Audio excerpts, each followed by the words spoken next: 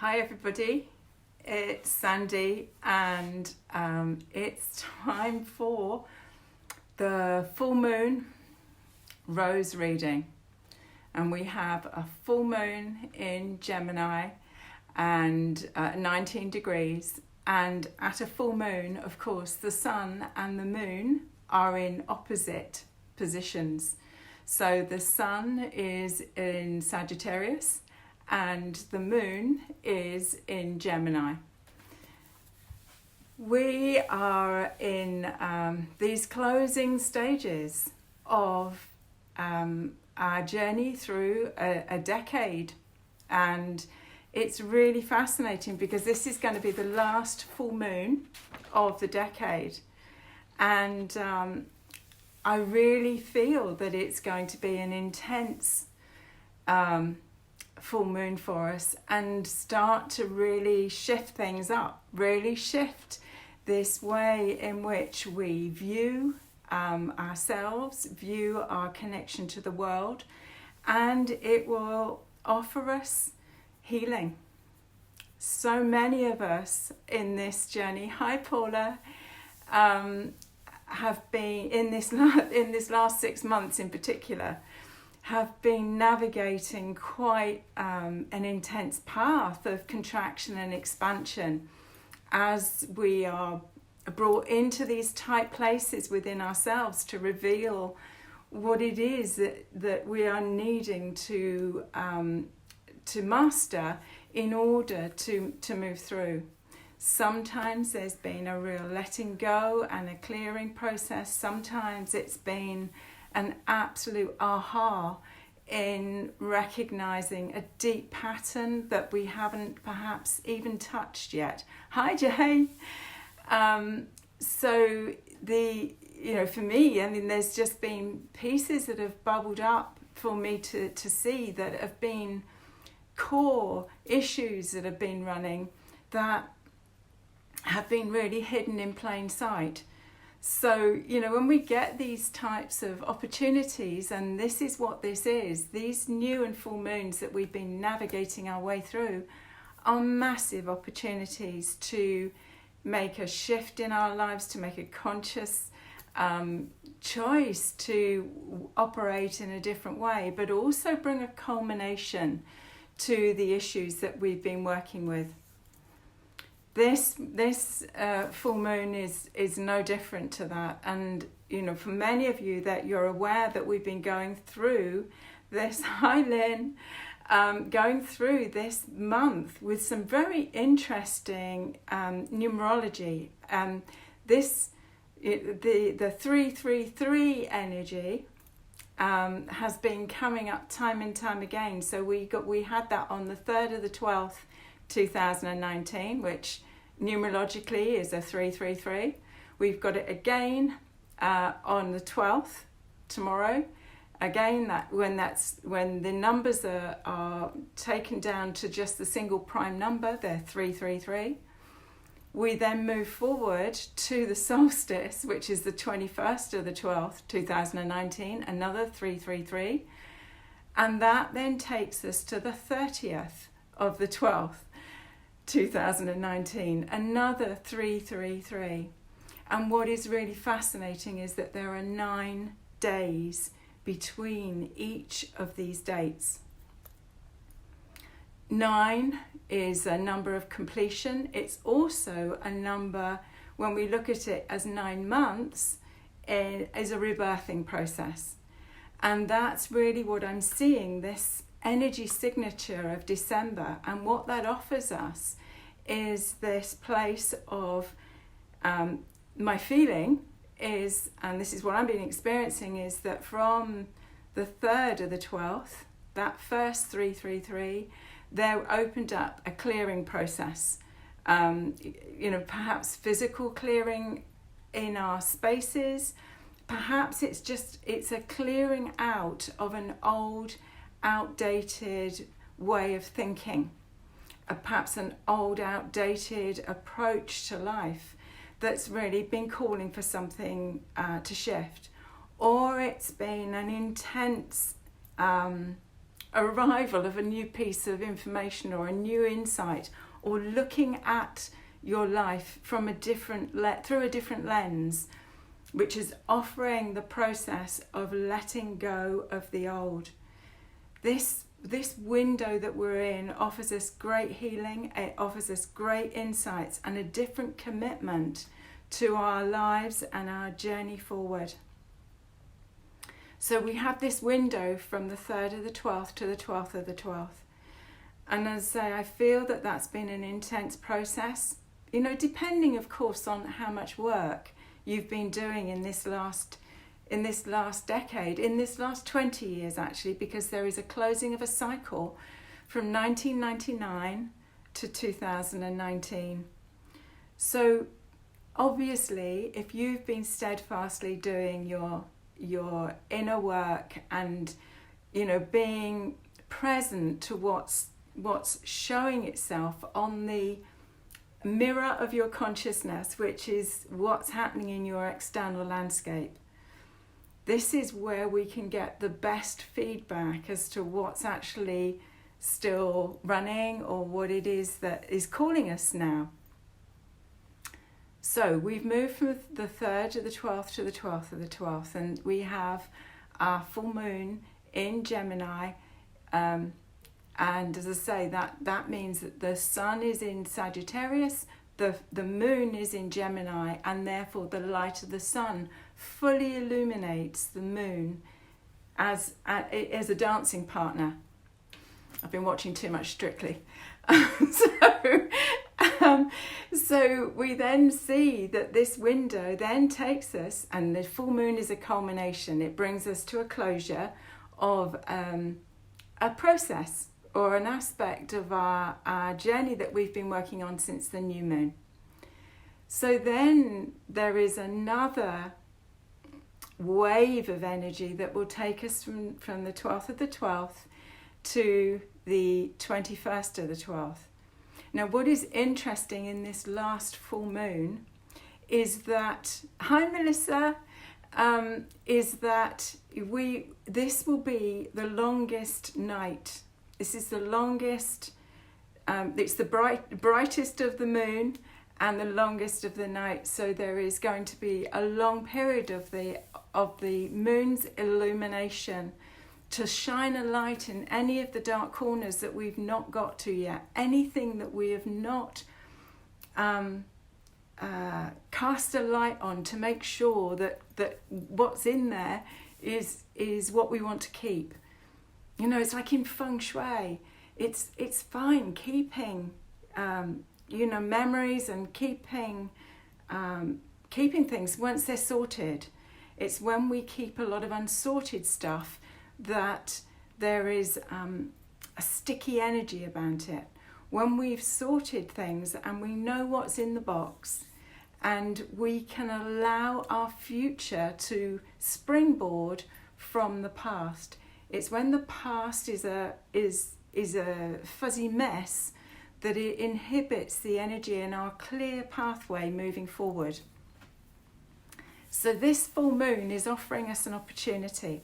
It's offering us to have another look-see in the basement. Is there anything else that we need to shine this light on so that the energy can be transformed and we can take another step in the direction that our hearts are longing for us to take as we move into 2020. So this moon is really calling us forward to look at what our soul connections are, what our significant relationships are. What does your heart want? What is your heart longing for? And this place of belonging, of partnership, of tribe, these will be the key places that will have a strong illumination for us. And the key words here are trust, commitment, and this is trust of self. When we look at it from the lens of the roses and the rose angels, the rose angel that is most connected to trust is on that solar plexus, And she is the angel that transforms the wound of betrayal, where we can experience betrayal or where we can betray ourselves. So this sense of deep trusting our inner wisdom, trusting our gut feeling, and choosing to be with people that we have a sense of deep trust with. We can share ourselves without feeling that we need to filter or turn up in a certain way, where we can be authentic, where we can share who we really are in a feeling of being safe and seen, and with someone that trusts the tenderness of what we're sharing. So the other thing is commitment. What relationships have this sense of a committed connection? And where are you committed to you? Where are you committed to your path and your journey? Really, really important. And the third keynote that is felt to be strong in this consideration of this month is about boundaries, about having good boundaries as to how we connect, and also where we've got people around us that perhaps are not the easiest of connections for us. And being truthful and being in that true alignment with self sometimes means that we need to create stronger boundaries in where we look after ourselves and we focus on self-care. This will become even more important for us as we move into 2020. The energies external to self are going to be pretty chaotic. Any of the astrologers, any of the wisdom teachers who have tuned in to the energy matrix that we are entering as we move into 2020 are very clear in the fact that there is a lot of breakdown to still happen before we can get to that place of breakthrough. Hi Renee. So this is a powerful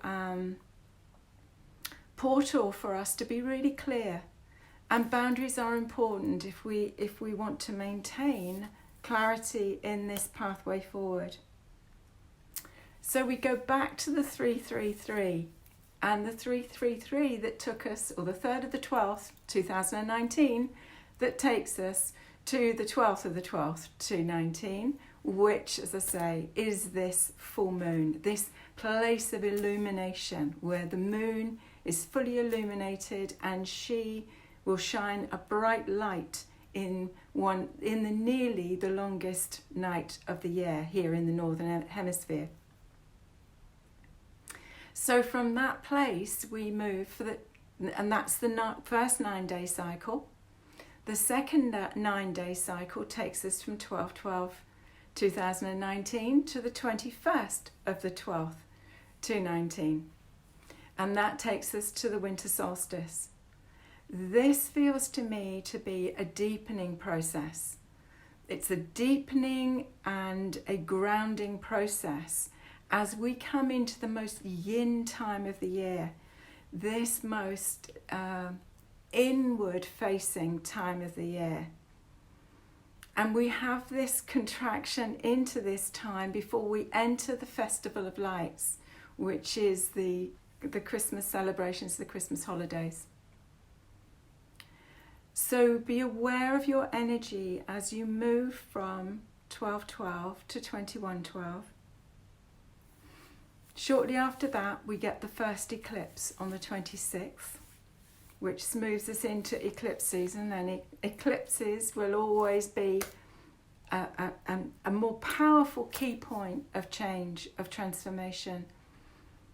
This is really a place, I'm sure, that December is meant to be a place where we are not the same when we leave December as we were when we entered it. It's a very fast moving and intense energy process. So when we get to the 21/12, which is winter solstice, I see this as like the in-breath of God and the out-breath of God.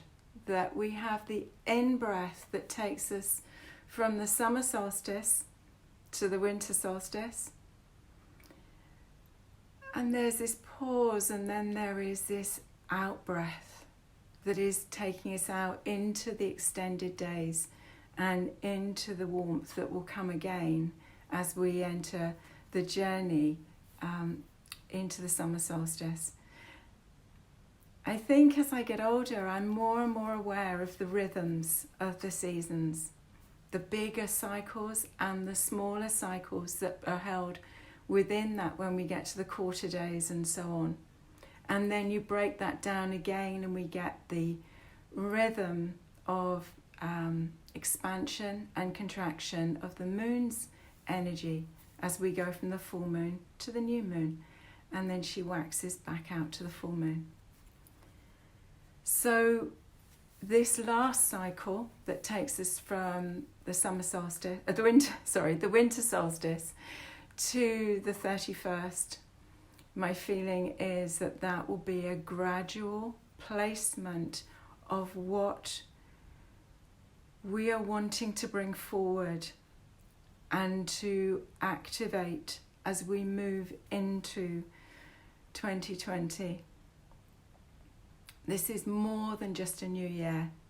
This is the beginning of a new decade, and it will be an extremely significant decade for humanity, for the earth, and for all of us who live on the earth. The more of us that are awake, the more of us that are conscious in our process, the easier the path, I feel, becomes, the more light quotient there is on the planet. I've become more and more aware of the work that I do with clients in their houses, and in clearing the denser energies and repatriating soul fragments that are stuck on the earth plane is all about lifting the density off of the mantle of Mother Earth, just as we need to clear and purify our own density in the fields. Hi Lisa. Also, Mother Earth is not wanting this level of toxicity, toxic emotional energy, and the stuck souls, the spirit energies that I work with when I'm working with spaces, always have a heart wound story to tell in order for there to be release. So as we move from that 26th and the eclipse on the 26th, we are moving into what is in Western astrology a Capricorn party. And let me get this right. We've got Venus, Jupiter, Saturn, Pluto, the South Node, Ceres, and from the 21st, the Sun also going into Capricorn. And the last time this lot were together in Capricorn was 1285, according to Pam Gregory. So this is massive in, just what we start the new year with, and that takes us to the Saturn-Pluto conjunction on the 12th of January, which is just the month after 12-12-12. These are intense times. The Schumann resonance went potty this past week, and shot up. I think one of the scales showed it at about 158, which is normally about 78. So we're having all sorts of things happening on the planet, like the volcano on White Island in New Zealand. These are turbulent times on the earth, and the more we can stay centered, the more, especially over the holiday season, keeping it simple. Don't get drawn into intensity, emotional intensity, unless you can help it. Try and keep everything as simple as possible. Keep coming back to center. Come back to the breath. The breath is the breath of life. It is said that our lives are nothing but a series of breaths. So you want to make each breath really count. So shall we see what these roses have got to offer us for our reading for this particular full moon? It will, fingers crossed, when I come to do the reading for the eclipse on the 26th, we will have the new Oracle deck. It's the second edition is due here on the 18th, and it's not been quite a straightforward path this time for the print run, but there we go. I am looking forward to them arriving. So let's see what the roses have got to offer us as wisdom and guidance.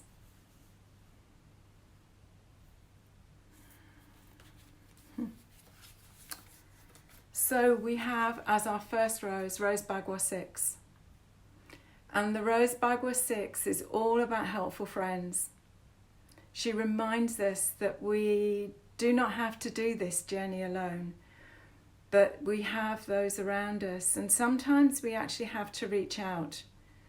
Whether that is in asking for spirit guidance, it is said, ask and it shall be given you. But we have to ask. We have to be open to ask and receive. And so it is too for those of us around us. We have to, we live busy lives, very busy lives. And sometimes when we need that extra piece of support, we need to ask and see if anybody can step forward to help us in that time. This is a beautiful rose. It's a good ally and a good reminder at this point that you do not have to do it alone. I know many of us on this journey, particularly those that are walking the way of the rose, those that are walking the path of the Magdalene or the Mary lineage, often find their journey has alone periods which are not necessarily comfortable. I oscillate between being awesomely okay with an alone journey and finding it really challenging. And this is the only place really that you can do these deep dives. So there's always purpose. And this rose is a great ally for us when we need to reach out to find like-minded souls or support along the journey, those that are of our tribe that get us.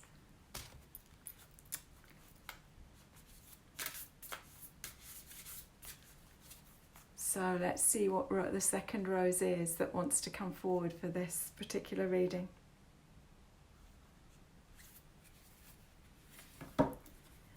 And we have Rose Mar 10.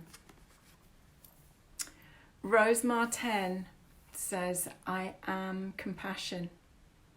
So having compassion for self, having compassion for others on their journey.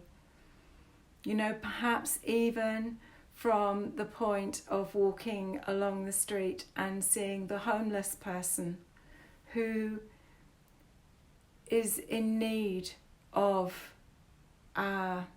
support, in need of a smile, in need of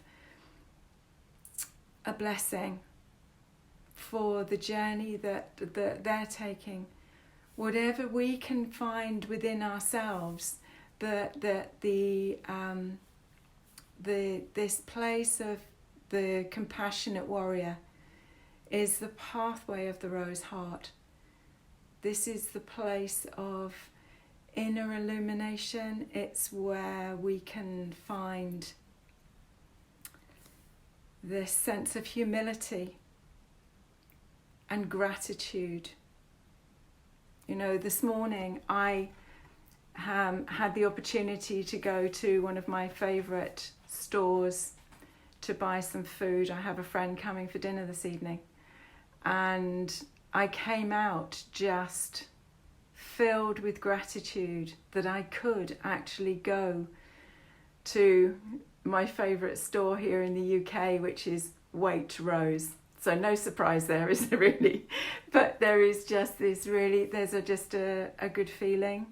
The food in there, the energy on the food has a quality to it that I just felt so grateful that I was in a very fortunate position to be able to go and buy really good food this evening. So this place of gratitude brings us into this place of compassion for the human condition and for the journey, the soul's journey that we've taken ourselves on, and others are walking their walk too. It's very sort of very philosophical feeling to this reading.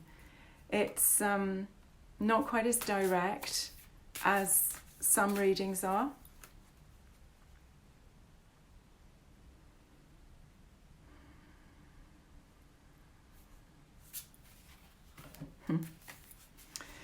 And to finish off, our third rose is Rose Bagua 2. And Rose Bagua 2 is all about relationship. She calls us in to right relationship. And the diagonal through the Bagua, through the heart field of the Bagua, is in this place of knowledge and wisdom. And the way I share the Bagua is the journey that we take of self-knowledge. This journey within that we take that deepens our connection to self, deepens our intimacy with ourself, allows us to step even more authentically into the relationships that we have with friends, with family, with beloved ones. The more we know ourselves, the more intimate we are with ourselves, the more present we are in our connection with significant others in our lives, and even those that we stop and, our casual friends that we speak to in the street. So these three roses feel like they're wisdom carriers for us for this particular rose reading. The recognition and the honouring of those that we journey with, our brothers and sisters, our soul tribes, and our blood family, and also the helpful friends that we have on the higher planes. And again, always the reminder that sometimes we have to reach out. It isn't automatically given. And also with transparency too, when we're struggling, to be transparent in that presence and that asking for. And we've got Rosemar 10, who is reminding us that we are warriors of compassion. We are compassionate warriors. This is the rose heart. It weaves the heart and the solar plexus so that we show up as wise counsel, and also where we have consideration for others. Beautiful, beautiful rose to work with. And this rose, this very luscious rose that I photographed in Italy on a pilgrimage path through Marche, and I was in a place called San Genesio, and this was on part of the pilgrimage route to Assisi. And this rose sits as Rose Bagua 2, and she calls us to honour ourselves, our relationship with ourselves, and also those around us. So what else have I got to say? Yes, the Rose Oracle, the new second edition Rose Oracle with the 52 cards and the 3 higher heart chakra roses of love, wisdom and power is eventually due to me on the 18th of December here, and also will be arriving in New Jersey in around the same time as well. So if you didn't pre-order on the Kickstarter campaign, you can still pre-order on the website. I will be putting up 2 free webinars to share what these 7 levels of this rose work is about now, what they're calling us for into 2020, and that will be the forerunner for the 7-part class in person here in the Rosie Temple, but also as a 7-part class online. And yeah, there's some new classes and other bits and pieces that will go on the website in the next few days. And yeah, so go well and work with this full moon. Allow her light to illuminate, allow her light to transmute anything that may be still left lurking in the shadows that really doesn't want to go into 2020 with you. And then work with these 9-day periods between these 333 portals that again offer us this amazing place of walking beyond the past, letting go of the old template and start to craft a vision forward. 2020 to 2030 is going to be so much around our innate creativity and inner activation. So we're being primed. Anyway, till next. And I'm hoping that I will do this on Christmas Eve, that I will do the eclipse reading with the new deck. And yeah, till then, with much love and rosy blessings. Bye for now. Bye-bye.